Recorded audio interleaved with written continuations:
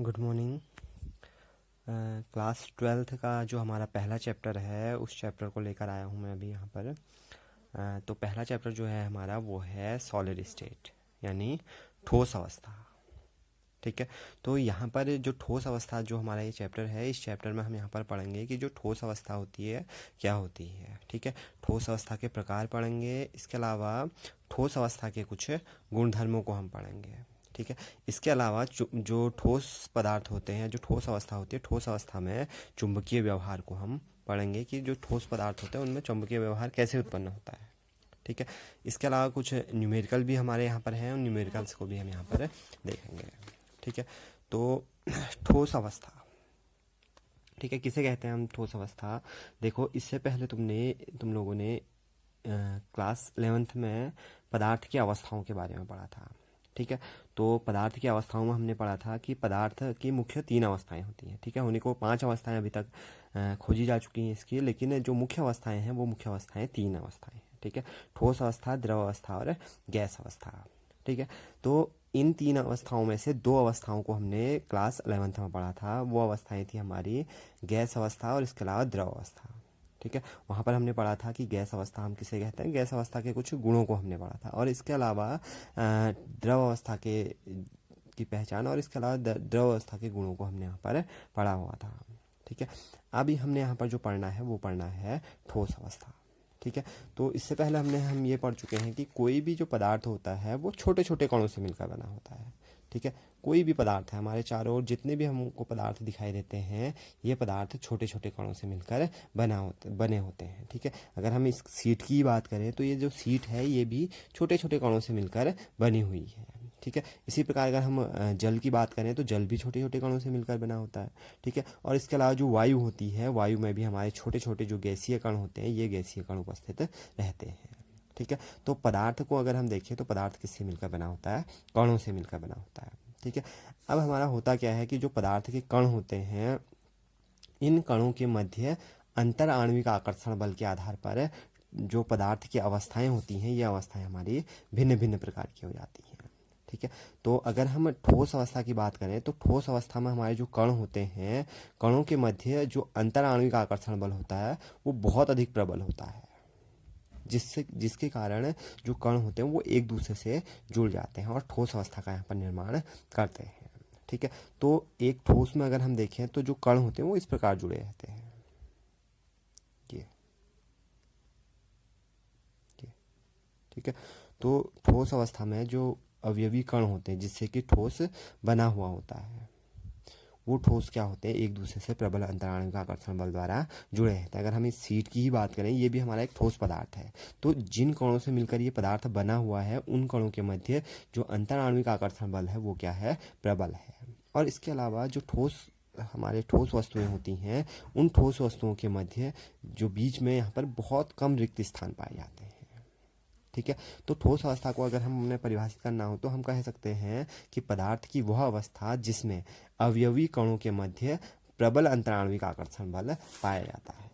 ठीक है। पदार्थ की वह अवस्था जिसमें अवयवी कणों के मध्य प्रबल अंतराणविक आकर्षण बल पाया जाता है तथा कणों के मध्य न्यूनतम रिक्तियां पाई जाती हैं। तो पदार्थ की उस अवस्था को हम क्या कहते हैं, ठोस अवस्था कहते हैं। ठीक है। तो यहाँ पर हम दिखा सकते हैं सिंपली, एक ठोस पदार्थ है तो उस ठोस पदार्थ में जो कण होते हैं, उन कणों के मध्य जो अंतराणविक आकर्षण बल होता है वो बहुत प्रबल होता है, जिसके कारण कण एक दूसरे से जुड़ जाते हैं। और इसके अलावा अगर रिक्तियों की बात करें तो जो रिक्तियां होती हैं ठोस पदार्थ में वो बहुत न्यून होती हैं। तो पदार्थ की उस अवस्था को हम क्या कहते हैं, ठोस अवस्था इसको कहा जाता है। ठीक है। इसके बाद है हमारे ठोस अवस्था के कुछ सामान्य लक्षण। ठीक है। अगर हम सामान्य लक्षणों की बात करें तो ठोस अवस्था का जो सबसे पहला जो लक्षण है वो है ठोस का आकार, द्रव्यमान और आयतन निश्चित होता है। ठीक है। कोई भी ठोस पदार्थ होता है उसका अगर हम आकार की बात करें तो आकार निश्चित होता है, द्रव्यमान की बात करें तो द्रव्यमान भी निश्चित होता है, और इसके अलावा आयतन की बात करें तो आयतन भी निश्चित होता है। ठीक है। अगर हम इस पेन को ही ले लें तो ये पेन हमारी क्या है, एक प्रकार का एक ठोस पदार्थ है। ठीक है। तो अगर इसका आकार हम देखें तो आकार क्या है, निश्चित है। ठीक है। एक निश्चित आकार का ये है। ठीक है। इसके अलावा द्रव्यमान, ठीक है, द्रव्यमान या मास, अगर हम द्रव्यमान देखें तो अगर हम इसको तोलने का प्रयास करें तो कुछ ना कुछ इसका द्रव्यमान हमको प्राप्त होगा। ठीक है। और इसके अलावा आयतन मतलब स्थान घेरना, तो क्या है, अगर हम इसका स्थान देखें तो एक निश्चित स्थान इसने घेरा हुआ है। ठीक है, तो हम कह सकते हैं कि जो सॉलिड होते हैं उनका मास, ठीक है, इसके अलावा वॉल्यूम और इसके अलावा उनका जो शेप होता है वो क्या होता है, निश्चित होता है या फिक्स होता है। ठीक है। सेकंड है हमारा, ठोस पदार्थ प्रायः कठोर होते हैं। ठीक है, तो इससे पहले भी हमने पढ़ा था कि जो ठोस पदार्थ होते हैं उसमें कण क्या होते हैं, एक दूसरे से बहुत अधिक आकर्षण बल द्वारा जुड़े होते हैं। ठीक है, तो पदार्थ की जब कण आपस में एक दूसरे से जुड़ते हैं तो जुड़ने के पश्चात क्या हो जाता है कि जो पदार्थ होता है वो बहुत अधिक कठोरता व्यक्त करता है। ठीक है, तो यहाँ पर देखा जाता है कि अधिकांश जो हमारे ठोस पदार्थ होते हैं उनमें कठोरता का गुण पाया जाता है, या वो क्या होता है, कठोर होते हैं। ठीक है, अगला गुण है ठोस पदार्थों के मध्य, पदार्थ के कणों के मध्य अंतराणविक आकर्षण बल प्रबल होता है। ठीक है, ये हम ऊपर भी पढ़ चुके थे कि जो कण होते हैं, कणों के बीच यहाँ पर जो अंतराणविक आकर्षण बल होता है वो बहुत प्रबल होता है। ठीक है, इसके अलावा जो ठोस पदार्थ होते हैं, ठोस पदार्थों में जो रिक्तियाँ होती हैं या जो रिक्त स्थान होते हैं वो बहुत कम होते हैं। ठीक है, बहुत सूक्ष्म रिक्त स्थान होते हैं ये। ठीक है, रिक्तियाँ पाई जाती हैं लेकिन बहुत सूक्ष्म होने के कारण रिक्तियाँ हमको दिखाई नहीं देती है। ठीक है, तो ठोस पदार्थों के मध्य रिक्तियाँ पाई जाती हैं लेकिन ये रिक्तियाँ क्या होती हैं, बहुत न्यून होती हैं, बहुत कम होती हैं। ठीक है, इसके अलावा अगला गुण है, ठोस पदार्थ प्रायः असंपीड्य होते हैं। ठीक है, नॉन कॉम्प्रेसेबल। अगर हम देखें जो ठोस पदार्थ होते हैं उनको अगर हम जब उन पर दबाव डालते हैं तो दबाव डालने पर जो ठोस पदार्थ होते हैं उनका जो आकार होता है वो परिवर्तित नहीं होता है प्रायः। ठीक है, इसका कारण क्या है कि ये क्या होते हैं, असंपीड्य प्रकृति के होते हैं। ठीक है, तो जो ठोस होते हैं उनमें असंपीड्यता का गुण पाया जाता है, क्योंकि हम जब इन पर दबाव डालते हैं तो दबाव डालने पर इनका जो आकार होता है उस आकार में कोई भी परिवर्तन यहाँ पर नहीं होता है, या बहुत सूक्ष्म परिवर्तन यहाँ पर देखने को मिलता है। ठीक है, तो यह गुण क्या कहलाता है, असंपीड्यता का गुण कहलाता है। ठीक है, इसके अलावा जो अगला गुण है वो है ठोस पदार्थों का घनत्व उच्च होता है। ठीक है, तो अगर हम यहाँ पर ठोस पदार्थों के द्रव और गैसों से इनकी अगर तुलना करें तो जो ठोस पदार्थ होते हैं उनका घनत्व क्या होता है, उच्च होता है, घनत्व या डेंसिटी। ठीक है, तो इसको हम ऐसे भी समझ सकते हैं, देखो घनत्व के लिए हमारे पास फॉर्मूला होता है, घनत्व बराबर द्रव्यमान बट्टे आयतन, या density equal to mass upon volume. ठीक है, तो यहाँ पर हमारे तीन वस्तुएं हम लेते हैं, इस एक कंटेनर हम तीन ले लेते हैं या तीन बीकर हम ले लेते हैं, 500 ml के बीकर ले लेते हैं। 500 ml का एक बीकर ये है, दूसरा बीकर ये है, तीसरा बीकर ये है। ठीक है, अब हम यहाँ पर क्या करते हैं, मिट्टी हम भर देते हैं, चौक इसमें भर देते हैं। जो ये वाला पात्र है इसमें हम चौक ले लेते हैं, दूसरे कंटेनर में हम जल ले लेते हैं और तीसरे कंटेनर में हम गैस ले लेते हैं। ठीक है, अब इन तीनों का अगर हम देखें आयतन फिक्स है। ठीक है, अगर हम इनका वॉल्यूम देखें तो 500 ml बोला ना, ये भी 500 ml का है, ये भी 500 ml का है, ये भी 500 ml का है, तो तीनों का जो आयतन है वो आयतन क्या है, सेम है। जबकि अगर हम इनका जब द्रव्यमान मापते हैं तो जो ठोस पदार्थ होता है उस ठोस पदार्थ का द्रव्यमान हमारा क्या होता है, अधिक होता है सामान्यतः। ठीक है, तो अगर हम देखें तो यहाँ पर जो ठोस पदार्थ है, ठोस पदार्थ का द्रव्यमान क्या होगा, सबसे ज़्यादा होगा, सबसे ज़्यादा भारी हमारा कौन सा पदार्थ होगा, ठोस पदार्थ होगा, तो द्रव्यमान सबसे ज़्यादा किसका होगा, ठोस का होगा। तो अगर द्रव्यमान ठोस का अधिक है तो घनत्व भी इसका क्या होगा, यहाँ पर सबसे अधिक होगा। तो हम यहाँ पर कह सकते हैं कि जो ठोस पदार्थ होते हैं इनका जो घनत्व होता है, ये घनत्व क्या होता है, उच्च होता है। ठीक है, इसके अलावा इस फॉर्मूले को आप याद भी रखेंगे, क्योंकि इस फॉर्मूले का यूज हमारे आगे जो इसमें न्यूमेरिकल है उस न्यूमेरिकल में इस फॉर्मूले का यूज होगा। ठीक है, तो फॉर्मूला क्या है, density equal to mass upon volume. ठीक है, या इसको हम ले लेते हैं D equal to M upon V. ठीक है, तो डी हमारा यहाँ पर डेंसिटी है, एम मास है और इसके अलावा वी क्या है, वॉल्यूम है। अगला है इसमें हमारा ठोस अवस्था के प्रकार। ठीक है, अगर हम ठोसों के प्रकार देखें तो ठोस हमारे दो प्रकार के होते हैं। ठीक है, पहले प्रकार के जो ठोस होते हैं उनको हम क्रिस्टलन सॉलिड बोलते हैं या क्रिस्टलीय ठोस कहते हैं, और दूसरे प्रकार के जो ठोस होते हैं उनको हम अक्रिस्टलीय ठोस या एमॉर्फस सॉलिड कहते हैं। ठीक है, अब क्रिस्टलीय सॉलिड क्या होते हैं, देखो कोई भी ठोस है वह ठोस जिन कणों से मिलकर बना होता है, तो उन कणों की अगर वो कण अगर एक निश्चित तथा नियमित क्रम में व्यवस्थित हो।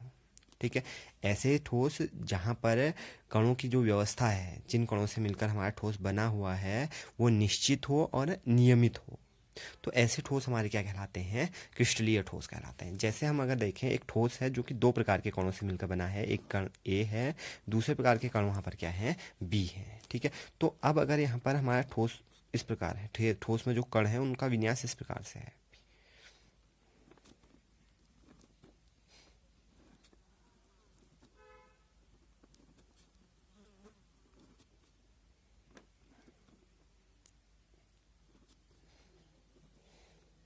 ठीक है, तो यहाँ पर अगर हम कणों की व्यवस्था देखें तो निश्चित है और नियमित है। देखो यहाँ पर हमारे ए के बाद कण बी है, फिर ए है, फिर बी है, तो निश्चित है और नियमित है। निश्चित का मतलब एक के बाद बी है, बी के बाद फिर से ए है, फिर बी है।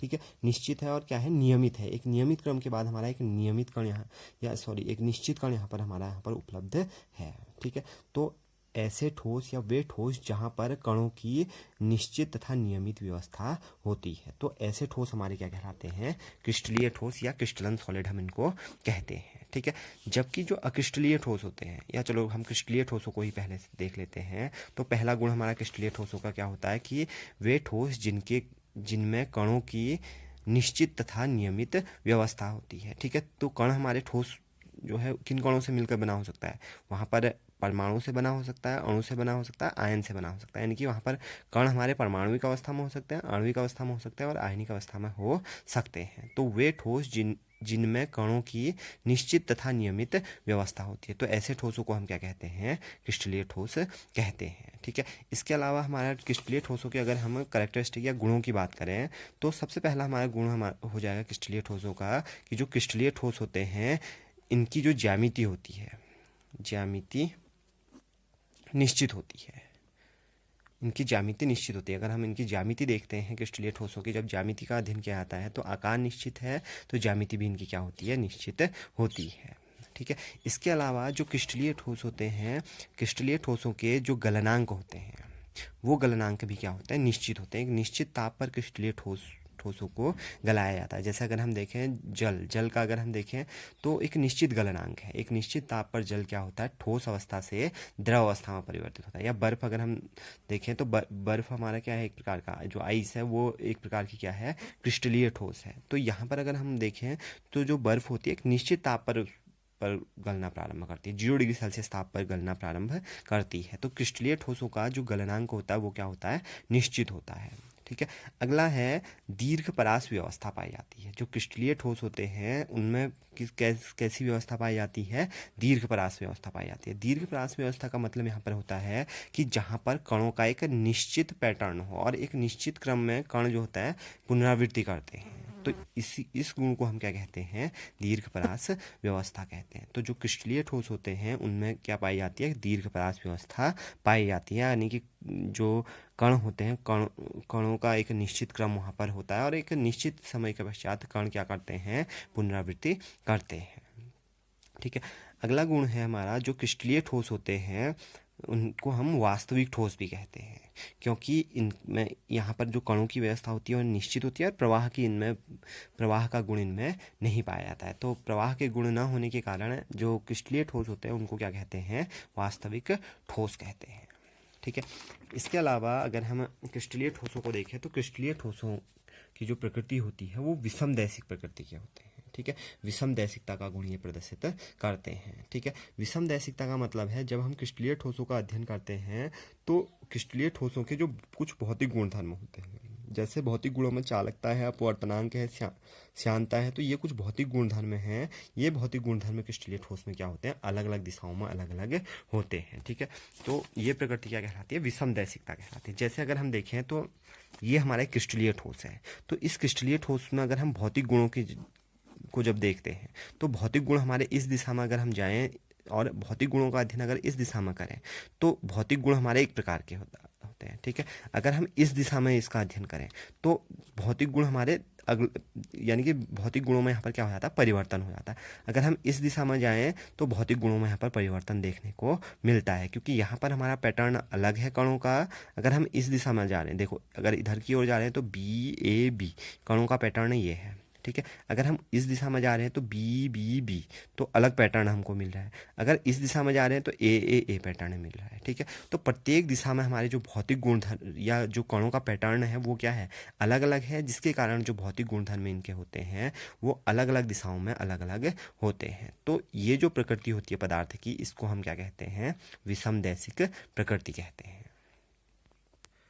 ठीक है। यदि अगर हम कुछ उदाहरण देखें क्रिस्टलीय ठोसों के, तो क्रिस्टलीय ठोसों के उदाहरण हो जाएंगे जैसे जल है, ठीक है। इसके अलावा जल के अलावा अल्कोहल है, C2H5OH, ठीक है। अमोनिया है, ठीक है। हाइड्रोजन है, आयोडीन है, ठीक है। इसके अलावा CH4 है। तो ये सभी पदार्थ, इसके अलावा बहुत सारे अन्य उदाहरण हैं जिनको हम आगे पढ़ेंगे। तो ये जो सभी पदार्थ हैं, ये जब ठोस अवस्था में होते हैं तो उस समय ये क्या कहलाते हैं, एक प्रकार से क्रिस्टलीय ठोस कहलाते हैं, ठीक है। तो ये है हमारा क्रिस्टलीय ठोस। अब अगले प्रकार के जो हमारे यहाँ पर ठोस हैं वो हैं अक्रिस्टलीय ठोस, या इनको हम क्या कहते हैं, एमॉर्फस सॉलिड कहते हैं, ठीक है। तो अक्रिस्टलीय ठोसों को अगर हम देखें तो अक्रिस्टलीय ठोसों में क्या होता है कि कणों की कोई निश्चित और नियमित व्यवस्था यहाँ पर नहीं होती। यानी कि एक ठोस है वो दो कणों से मिलकर बना हुआ है। यहाँ पर भी हम एक ठोस ले रहे हैं जो कि दो कणों से मिलकर बना हुआ है। एक कण A है इसका, दूसरा कण B है, ठीक है। तो यहाँ पर अगर हम कणों की जो व्यवस्था है उसको अगर हम देखें तो कोई निश्चित व्यवस्था यहाँ पर नहीं होती है। कोई भी कण कहीं पर स्थित हो सकता है, B A। तो कणों की यहाँ पर क्या हो गया, अगर हम इसको पूरा बना लें तो कोई भी कण यहाँ पर किसी भी स्थिति पर स्थित है। तो यहाँ पर अगर हम देखें, ये हमारा क्या है, एक प्रकार का अक्रिस्टलीय ठोस है। तो अक्रिस्टलीय ठोसों में क्या होता है कि कणों की कोई निश्चित व्यवस्था नहीं होती और ना ही नियमित व्यवस्था होती है। देखो यहाँ पर A कण है, यहाँ पर B है, B है, फिर A है, A है। नीचे की ओर अगर हम देखें, A है, B है, फिर A है, फिर B है, ठीक है। इधर की ओर अगर हम देखें A B A, ठीक है। तो ऊपर की ओर देखें तो यहाँ पर अगर किसी भी दिशा में हम देखें तो कणों का कोई निश्चित पैटर्न हमको यहाँ पर नहीं मिलता है। कोई भी कण कहीं पर भी यहाँ पर उपस्थित हो सकता है। तो जब कणों की कोई निश्चित तथा नियमित व्यवस्था नहीं हो ठोस में, तो ऐसे ठोस क्या कहलाते हैं, अक्रिस्टलीय ठोस हम उनको कहते हैं, ठीक है। तो अक्रिस्टलीय ठोसों के अगर अन्य गुणों को हम देखें तो अक्रिस्टलीय ठोसों का जो गलनांक होता है वो निश्चित नहीं होता है। जबकि क्रिस्टलीय ठोस क्या होते हैं, एक निश्चित ताप पर गलते हैं, लेकिन जो अक्रिस्टलीय ठोसों को जब हम गलाने का प्रयास करते हैं तो किसी भी ताप पर वो गलने स्टार्ट कर देते हैं, या एक निश्चित उनका तापमान नहीं होता है कि जिस तापमान पर वो गलना प्रारंभ करते हैं, या हम ये भी कह सकते हैं कि उनका गलनांक निश्चित नहीं होता है। जैसे अगर हम रबर को देखें तो रबर को जब कभी कभी क्या होता है कि जो रबर होता है वो 10 डिग्री सेल्सियस पर ही गलना प्रारंभ कर देता है, ठीक है। कभी कभी क्या होता है कि वो 50 डिग्री सेल्सियस पर गलना प्रारंभ करता है, ठीक है। तो कोई निश्चित वहाँ पर तापमान नहीं है कि जिस पर हमारा अक्रिस्टलीय ठोस गलना प्रारंभ करता है, ठीक है। तो अक्रिस्टलीय ठोसों का जो गलनांक होता है वो क्या होता है, निश्चित नहीं होता है, ठीक है। अगला जो गुण है वो है लघु परास व्यवस्था पाई जाती है। जो अक्रिस्टलीय ठोस होते हैं उनमें लघु परास व्यवस्था पाई जाती है। लघु परास व्यवस्था का मतलब है कि कणों का यहाँ पर कोई निश्चित पैटर्न नहीं होता है, ना ही कणों की पुनरावृत्ति निश्चित होती है, ठीक है। कणों का ना ही निश्चित पैटर्न पाया जाएगा और ना ही कणों की जो पुनरावृत्ति है वो पुनरावृत्ति यहाँ पर होती है, ठीक है। तो ऐसे जो ठोस होते हैं उन ठोसों को हम क्या कहते, ठोसों की यह व्यवस्था क्या कहलाती है, लघु परास व्यवस्था कहलाती है, ठीक है। अगला जो गुण है वो है, जो अक्रिस्टलीय ठोस होते हैं वो अतिशीतित द्रव कहलाते हैं, क्योंकि इनमें प्रवाह का गुण पाया जाता है। अगर हम अक्रिस्टलीय ठोसों को देखें तो अक्रिस्टलीय ठोस, अभी से पहले हमने गलनांक की बात कही थी, तो किसी भी ताप पर क्या होने लगता है, गलना प्रारंभ कर देते हैं, ठीक है। तो अगर हम देखें जो घरों में हमारे अगर कांच की खिड़कियां बनी होती हैं तो हम देखते हैं कि उन कांच की खिड़कियों में नीचे वाला, अगर हम सबसे नीचे वाला अगर हम हिस्से को देखते हैं तो वहाँ पर हमारा जो भाग होता है वो अधिक उभरा हुआ भाग होता है, ठीक है। इस उभरे हुए भाग होने का कारण क्या होता है कि जो कांच होता है वो कांच क्या होता है, गलन का गुण प्रदर्शित करता है, या प्रवाह का गुण यहाँ पर प्रदर्शित करता है, और प्रवाहित होकर ऊपर से नीचे आ जाता है, जिसके कारण जो नीचे वाला भाग होता है वो ऊपर की अपेक्षा क्या होता है, अधिक हो जाता है, ठीक है।